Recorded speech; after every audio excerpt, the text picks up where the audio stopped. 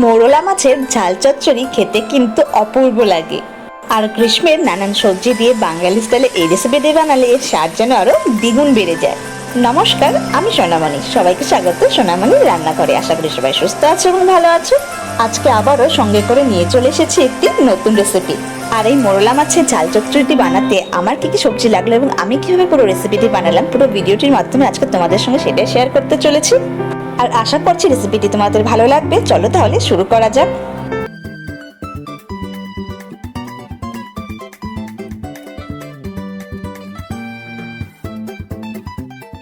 আর এই মোরলা মাছের ঝাল চচ্চড়ি বানানোর জন্য সবার প্রথমে আমরা নিয়ে নিয়েছি মোরলা মাছ, যেগুলো আমি আগের থেকে ভালো মতন কেটে নিই এবং ভালো মতন পরিষ্কার করে ধুয়ে নিয়েছি। এবার এই মাছগুলিতে আমরা অ্যাড করে নেব পরিমাণ মতো খানিকটা লবণ, প্রায় হাফ টিস্পুনের মতো হলুদ। এবারে মোরলা মাছগুলিকে আমাদের হলুদ এবং পরিমাণ মতো লবণ দিয়ে ভালো মতন মেখে নিয়ে ম্যারিনেট হওয়ার জন্য রেখে দিতে হবে কিছুক্ষণের জন্য।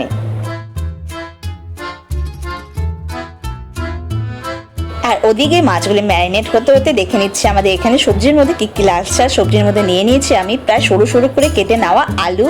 আর এখানে আমি মাঝারি মাপে দুটো আলু কেটে নিয়েছি। আর এখানে আমি নিয়ে নিয়েছি ধুন্দুল, ঝিঙ্গে নয় কিন্তু ধুন্দুল, দুটো ধুন্দুল নিয়ে নিয়েছি, যেটা আমি একদম সরু সরু পাতলা করে কেটে নিয়েছি। আর এখানে আমি নিয়ে নিয়েছি কচি কচি খানিকটা ডাঁটা, যেটা কিনা আমি ভালো মতন পরিষ্কার করে ছুলে নিয়ে ধুয়ে নিয়েছি এবং মাঝারি মাপ করে কেটে নিয়েছি।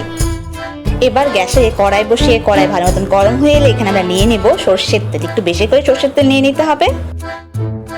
আর তেল ভালো মতন গরম হয়ে ধোঁয়া বেরোতে শুরু করলে হালকা হালকা করে এখানে আমাদের অল্প অল্প করে মাছগুলোকে ছড়িয়ে ছড়িয়ে দিয়ে দিতে হবে। আর এখানে কিন্তু আমি সমস্ত মোরলা মাছগুলিকে একবারই কড়াইয়ে ভাজার জন্য দিয়ে দেবো। আর এটা কিন্তু ছোট মাছ ভাজার একটা ভালো দিকই বলতে পারো, যেখানে কিনা সমস্ত মাছগুলিকে একবারে দিয়ে দিলে খুব সহজেই কিন্তু মাছগুলিকে ভেজে নেওয়া যায় একবারই। আর এদিকে দেখো মোরলা মাছগুলি কিন্তু কালার চেঞ্জ হতে শুরু করে দিয়েছে। এর থেকে বুঝে নিতে হবে আমাদের যেন মাছগুলো ভাজা হয়ে গেছে ওয়ান সাইড, তাই আমাদের এবার উল্টে দিতে হবে মাছগুলিকে। আর দেখতে পেলে কি সুন্দর মাছগুলিকে আমরা একবারে সমস্ত মাছগুলিকে একবারে একদম সুন্দরভাবে উল্টে নিতে পারলাম। আর উল্টে দেওয়ার পরে মাছগুলিকে কিন্তু খুব একটা বেশি আমরা ভাজবো না, খুব তাড়াতাড়ি আমাদের মাছগুলিকে নামিয়ে নিতে হবে একটু লাইট ব্রাউন হলেই। এবার ওই মাছ ভেজে নেওয়া তেলে আমাদের আরেকটু সামান্য তেল, সর্ষের তেল অ্যাড করে নিতে হবে। এবার তেল একটু গরম হয়ে এলে ফোড়নের জন্য আমরা দিয়ে দিচ্ছি হলো এখানে দুটো তেজপাতা এবং একটা শুকনো লঙ্কা। আর দিয়ে দেবো হলো খানিকটা কালো জিরে। আর দিয়ে দেবো হলো খানিকটা জিরে। এবার উপকরণগুলি একটু লালচে হয়ে এলে এখানে আমরা অ্যাড করে নেব আমাদের খানিকটা কুচনো আদা।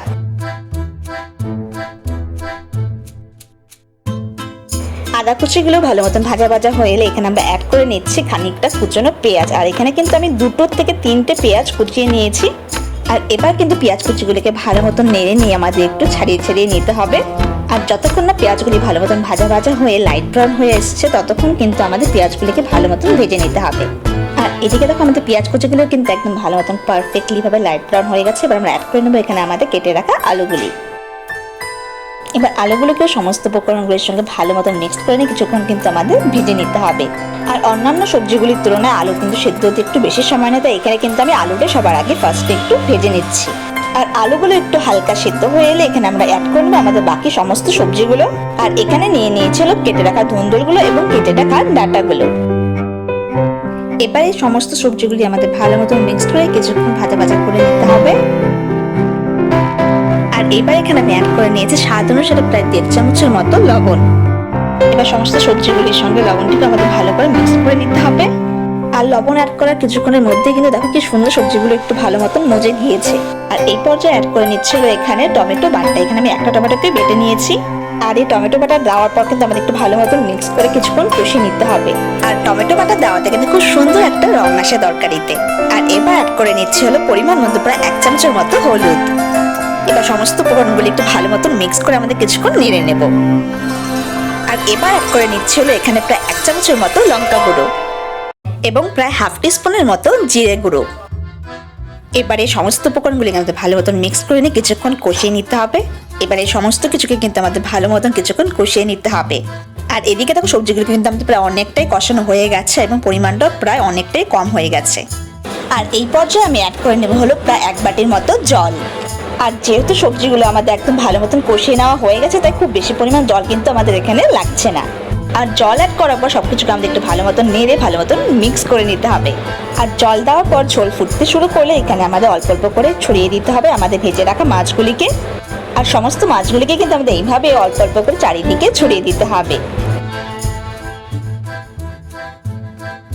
আর এবার কিন্তু মাছগুলিকে আমাদের একটু ঝোলের মধ্যে এইভাবে ডিপ ডিপ করে দিতে হবে। আর যেহেতু ঝোলের পরিমাণটা আমরা এখানে খুবই কম ইউজ করেছি, তাই এখানে কিন্তু আমাদের একটু আলতো আলতো করে নেড়ে যেতে হবে, যাতে করে নিচ থেকে লেগে না যায়। আর বাকি রান্নাটুকু কিন্তু এইভাবেই আমাদের একদম ঢেকে দিয়ে আর গ্যাসের ফ্লেম একদম লো করে দিয়ে অপেক্ষা করে একটু সময় দিয়ে রান্না করে নিতে হবে। আর একটি ইম্পর্টেন্ট কথা, সেটি হলো আমার আপলোড করা সমস্ত রেসিপিগুলি কিন্তু আপনারা আমার ইউটিউব চ্যানেল সোনামণি রান্নাঘরে পরপর সাজানো পেয়ে যাবেন। তাহলে সেটাকে একটু সাবস্ক্রাইব করে নিও, যাতে যখনই কোনো রেসিপির দরকার পড়ে সেটা একদম হাতের কাছে পেয়ে যান। আর এবার কিন্তু দেখো এইভাবে আমাদের একটু আলতো আলতো করে মাছেরগুলোকে উল্টে দিতে হবে, যাতে করে দুপাশ থেকে মাছের ফ্লেভারগুলো অ্যাড হতে পারে সবজিগুলোতে। আর এই কাজটি করার সময় আমাদের কিন্তু একটু সাবধানভাবে কাজটি করে নিতে হবে, নাহলে কিন্তু মাছগুলির ভেঙে যাওয়ার চান্স থেকে যায়। তাই মাছগুলি যাতে না ভেঙে যায়, তাই খুব আলতো আলতো করে কিন্তু আমাদের এই কাজটি করে যেতে হবে। আর এবার কিন্তু আবারও আমাদের আরেকটু সময়ের জন্য ঢেকে দিতে হবে। আর আমাদের এই মোরলা মাছের ঝাল চচ্চড়ি রেসিপিটি কিন্তু প্রায় একদম শেষের দিকে আর অনেকটাই হয়ে এসছে। আর আশা করি তোমাদের রেসিপিটি ভালো লেগেছে। আর যদি সত্যিই তোমাদের আমার শেয়ার করা রেসিপিগুলি ভালো লেগে থাকে এবং হেল্পফুল বলে মনে হয়, তাহলে অবশ্যই প্লিজ একটু সাবস্ক্রাইব করে দিও, এবং তোমাদের এই ছোট্ট উদ্যোগে আমাকে আরও মোটিভেট করবে তোমাদের কাছে আরও নতুন নতুন রেসিপি তুলে ধরতে। তাই সকলের কাছে আমার একান্তই অনুরোধ রইল, যারা প্রথমবার দেখছো রেসিপিটি, প্লিজ প্লিজ প্লিজ একটু সোনামণি রান্নাঘরকে সাবস্ক্রাইব করে দিও।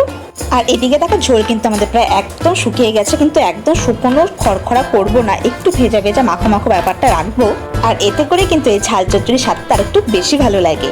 আর দেখতেই পাচ্ছ কি সুন্দর একটা ভেজা ভেজা মাখা মাখা ভাব কিন্তু আমি রেখেছি এই ঝাল চচ্চড়িতে। আর সমস্ত ছোট মাছগুলির মধ্যে এই মোরলা মাছের ঝাল চচ্চড়িটি খেতে কিন্তু জাস্ট দারুণ লাগে। আর আশা করছি রেসিপিটি তোমাদের সকলের ভালো লেগেছে। যদি ভালো লেগে থাকে তাহলে অবশ্যই একটু লাইক এবং বন্ধুদের সঙ্গে শেয়ার করে নিও। আর রেসিপিটিকে ঘিরে তোমাদের যদি নিজস্ব কোনো মতামত রয়ে থাকে, তাহলে সেটা তোমরা কিন্তু আমাকে অবশ্যই কমেন্ট করে জানাতে পারো। আর এরকমই আরো নিত্য নতুন রেসিপি নিয়ে আবারও হাজির হয়ে যাবো। Till then, thank you for watching.